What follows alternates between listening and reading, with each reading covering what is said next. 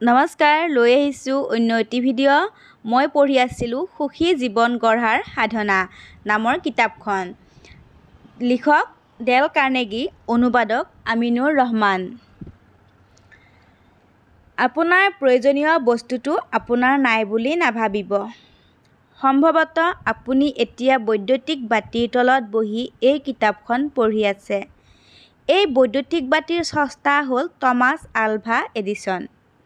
এই এডিছনক ভালদৰে পঢ়া-শুনা নকৰাৰ বাবে স্কুলৰ পৰা উলিয়াই দিছিল।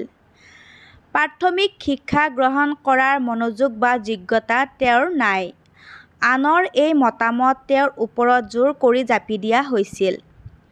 এই চিন্তাধাৰাটোৱে যদি বিশ্বাস হৈ তেওঁৰ মনৰ পৰ্দাত স্থায়ীভাৱে অংকিত হৈ গ'লহেঁতেন, তেনেহ'লে কি হ'লহেঁতেন? আজি তেওঁ ক'ত থাকিলহেঁতেন?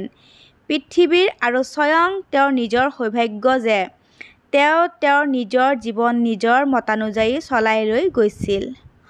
খুব কম বয়সতে এডিছনে বিজ্ঞানৰ মাজেদি এনে কিছুমান বস্তু আৱিষ্কাৰ কৰিছিল, যিবোৰ তেওঁ আমাৰ প্ৰচলিত শিক্ষা আৰু শিক্ষানুষ্ঠানবোৰৰ পৰা লাভ কৰা নাছিল। তেওঁ প্ৰথমতেই যি শিক্ষা লাভ কৰিলে সি হ'ল, তেওঁ উপলব্ধি কৰিলে যে তেওঁৰ এনে এটা মন আছে যিটোক তেওঁ নিজেই নিয়ন্ত্ৰণ কৰিব পাৰে। লগতে সঠিক আৰু সুস্থভাৱে পৰিচালনাৰ মাজেদি তেওঁৰ আকাংক্ষিত বস্তুটো সেই মনৰ সহায়তে লাভ কৰিব পাৰিব।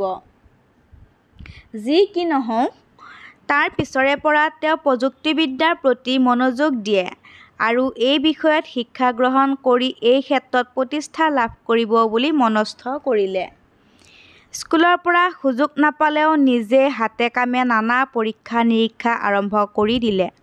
সঠিকভাৱে সকলো শিকাৰ পিছত তেওঁ যেতিয়া সকলো কাম ঠিক-ঠাকভাৱে কৰিবলৈ আৰম্ভ কৰিলে, তেতিয়া তেওঁ যে কেৱল বৈদ্যুতিক চাকি আৱিষ্কাৰ কৰিলে, সেয়াই নহয়, বিজ্ঞানৰ জগতত এটাৰ পিছত এটা আলোড়নকাৰী বস্তু আৱিষ্কাৰ কৰিবলৈ ধৰিলে। পিছৰখিনি হৈছে এজন ল'ৰাই জীৱনত সঠিক বাট বিচাৰি পালে। চাবলৈ নাপাহৰিব। আজিলৈ ধন্যবাদ।